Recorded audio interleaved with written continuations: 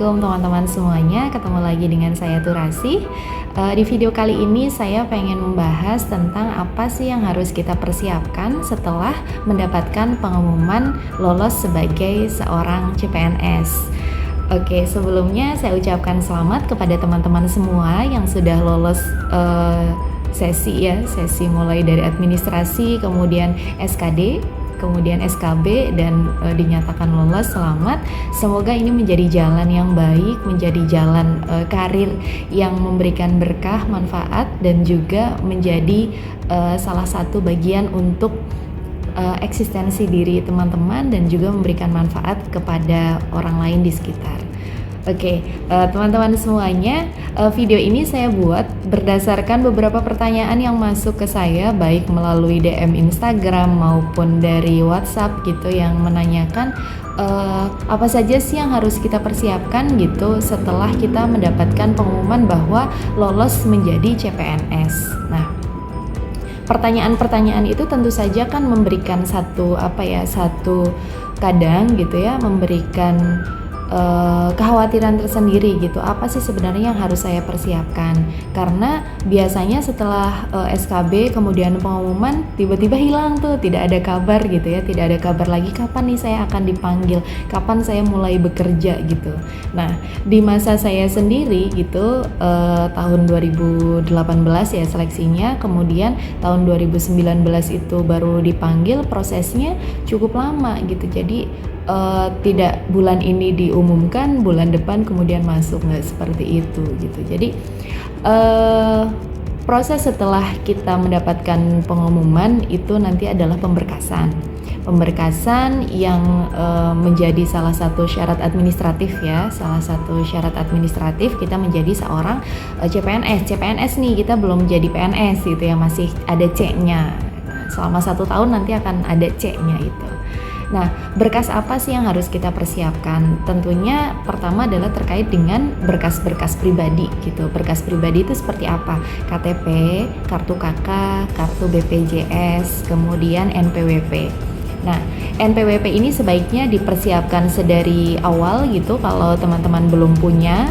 Karena setahu saya pengurusan NPWP itu baik secara online maupun offline itu perlu waktu, dan itu ditujukan ke lokasi di mana KPPN-nya itu sesuai dengan KTP kita. Nah, jadi perlu disiapkan dari awal. Kemudian apalagi gitu, yang perlu disiapkan juga adalah ijazah sesuai dengan latar belakang pendidikan kita, dan tentu saja ijazah yang kita gunakan untuk mendaftar sebagai CPNS. Lalu apalagi gitu, kalau yang sudah punya anak, disiapkan juga akta kelahiran anak. Kemudian pasangan juga perlu disiapkan juga hal-hal terkait dengan data-data pasangan. Mengapa demikian? Karena terkait dengan penggajian gitu. Jadi kalau PNS itu kan bagi yang sudah berpasangan nanti akan ada tunjangan pasangan, tunjangan suami atau istri. Kemudian untuk yang punya anak juga akan mendapatkan tunjangan anak gitu. Nah, itu harus dipersiapkan.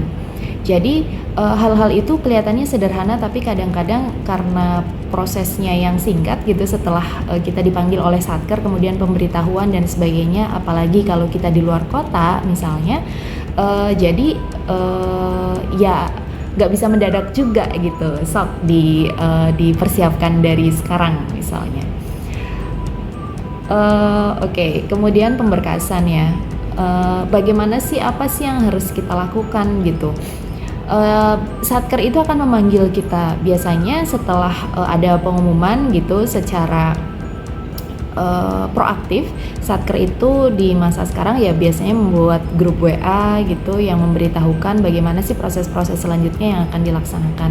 Sebagai contoh gitu ya, di instansi saya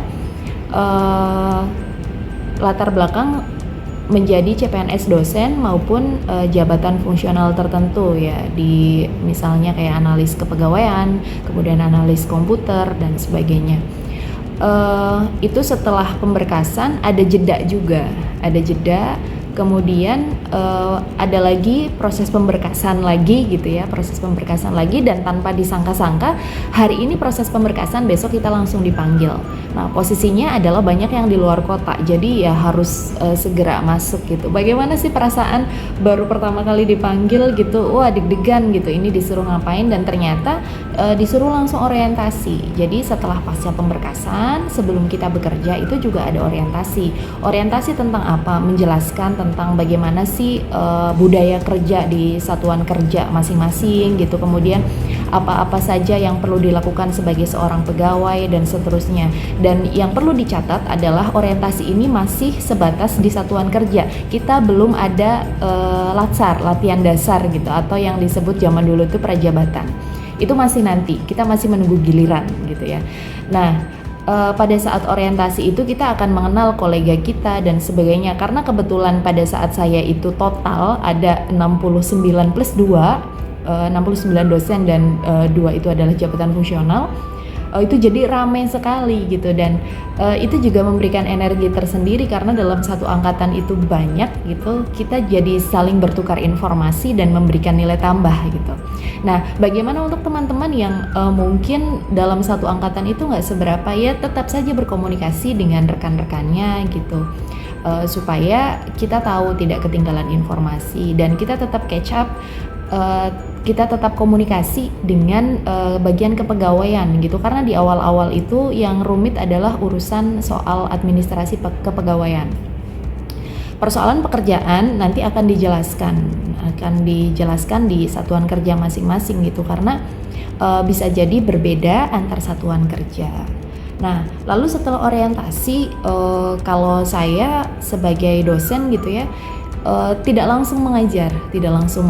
Jadi setelah orientasi kemudian diarahkan bahwa ini setelah ini adalah menjadi tenaga administratif dulu. Jadi selama di masa saya itu sebenarnya temponya adalah 1 tahun menjadi TA ya, tenaga administrasi, diperbantukan di beberapa satuan kelembagaan yang ada di dalam satuan kerja gitu. Pada saat itu saya mendapatkan SK. Jadi kalau menjadi CPNS ataupun menjadi PNS gitu ya, ASN, pekerjaan kita itu sesuai dengan SK atau surat keputusan. Nah, pada saat itu saya ditaruh di lembaga penjaminan mutu selama 3 bulan. Nah, selama 3 bulan kemudian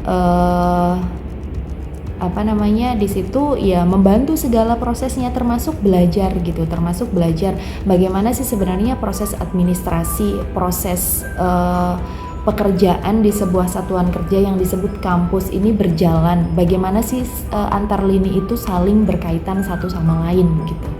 Nah, kemudian barulah setelah itu bersamaan juga diminta untuk mengajar, karena kebutuhan dosen sesuai dengan bidang itu sudah diperlukan. Jadi sambil mengajar tapi statusnya belum menjadi tenaga pengajar gitu, statusnya masih tenaga administratif. Itu selama 1 tahun, dan juga diperbantukan misalnya di kegiatan-kegiatan satuan pengawas internal, di jurusan, di fakultas gitu. Itu ada banyak gitu ya, ada banyak kegiatan selama menjadi tenaga administratif. Dan dalam proses 1 tahun itu kita akan melaksanakan latsar atau latihan dasar atau prajabatan gitu ya. Nah, strateginya macam-macam. Pada saat pandemi kemarin ada yang online offline gitu, dan kebetulan masa saya itu masih full 100% offline karena alhamdulillah pada saat itu belum ada pandemi gitu. Nah, pada saat latsar itu juga ada banyak gitu yang perlu dipersiapkan.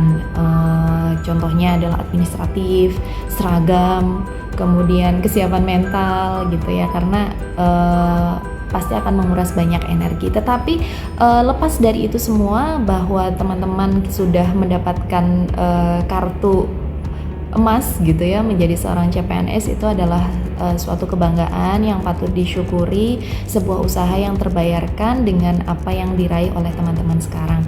Jadi sebenarnya proses-proses itu mengalir saja gitu ya, proses administratif, orientasi, kemudian latsar, termasuk juga nanti dengan hak kita sebagai seorang CPNS, yaitu penggajian. Nah, masing-masing satker bisa berbeda polanya gitu ya. Jadi ada yang pada saat masuk sudah langsung digaji, atau nanti kita masuk dulu sekitar 3-4 bulan kemudian dirapel. Oleh karenanya pengalaman finansial ini mungkin perlu diantisipasi juga. Misalnya teman-teman baru resign kerja, harus merencanakan selama beberapa bulan ke depan saya bisa hidup seperti apa, pengaturan finansial saya bagaimana, karena proses menjadi CPNS ini tidak instan gitu, tidak instan kemudian kita mendapatkan gaji yang langsung atau jumlahnya langsung besar dan sebagainya, semuanya by proses. Dan mungkin ini menjadi salah satu pengalaman yang baru bagi teman-teman yang sudah terbiasa bekerja di luar bidang yang di bawah lembaga negara gitu ya. Barangkali akan budayanya juga akan berbeda, jadi kita juga harus bisa beradaptasi. Tapi sekali lagi selamat untuk teman-teman yang sudah lolos menjadi CPNS. Semoga karirnya lancar sesuai dengan tujuan dan mendapatkan hak yang juga sesuai dengan apa yang dikerjakan oleh teman-teman. Terima kasih ya teman-teman. Sekali lagi selamat, sampai jumpa lagi di video selanjutnya. Assalamualaikum warahmatullahi wabarakatuh.